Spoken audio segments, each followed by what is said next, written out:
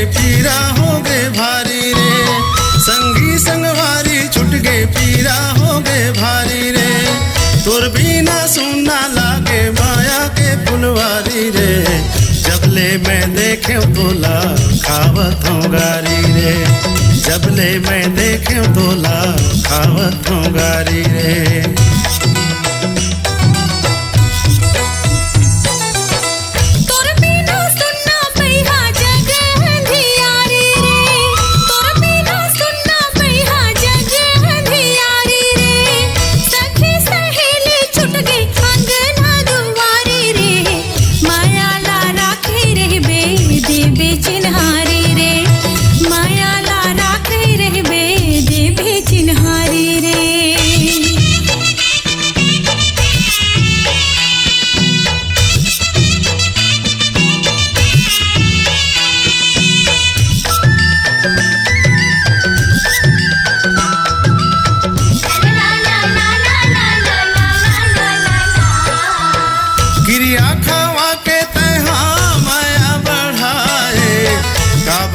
जाने मोरे प्यार ला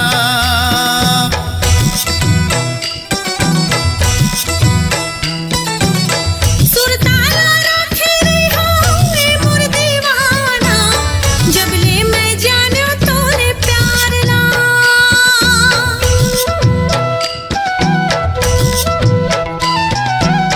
गिरिया खावा के तहा माया बढ़ाए, काबर ने जाने मोरे प्यार ला सुरताला रखे रे होंगे मोर दीवाना, जबले मैं जानो तोरे प्यार ला।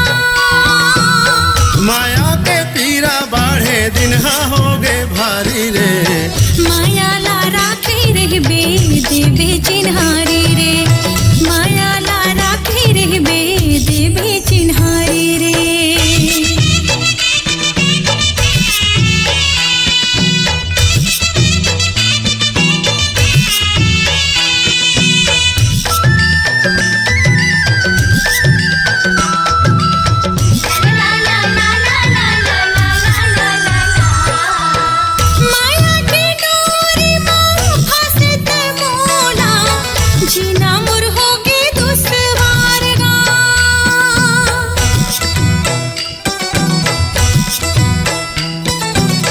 रद्दाला जोहत रहता है मोरे पगली, जिंदगी भर दी हो तोरे साथ ला।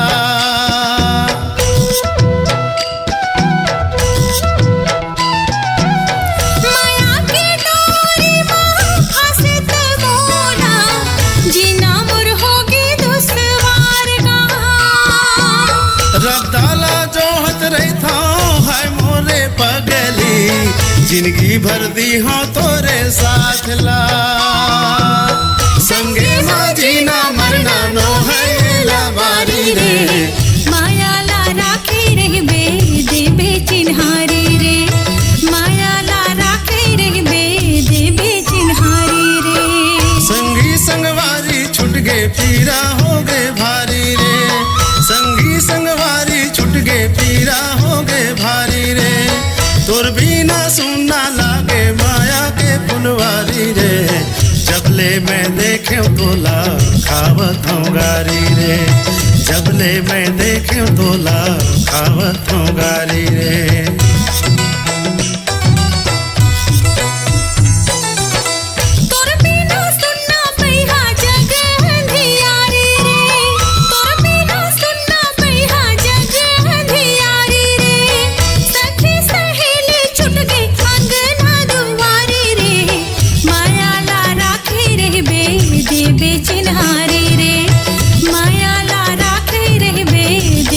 चिन्हारी रे, जबले मैं देखे तोला खावत हूँ गारी रे, जबले मैं देखे तोला खावत हूँ गारी रे। माया ला राखे रे बे देवे चिन्हारी रे, माया ला राखे रे बे देवे चिन्हारी रे। अपनी आवाज को दीजिए एक नया मुकाम, डिजिटल रिकॉर्डिंग की दुनिया का जाना पहचाना नाम स्वरांजलि। जहां गूंजती हैं ध्वनियां अपनी माटी की सौंधी सुगंध के साथ। छत्तीसगढ़ी संगीत के विविध रंग जो पहुंचाते हैं पूरे प्रदेश में डिजिटल रिकॉर्डिंग के संग।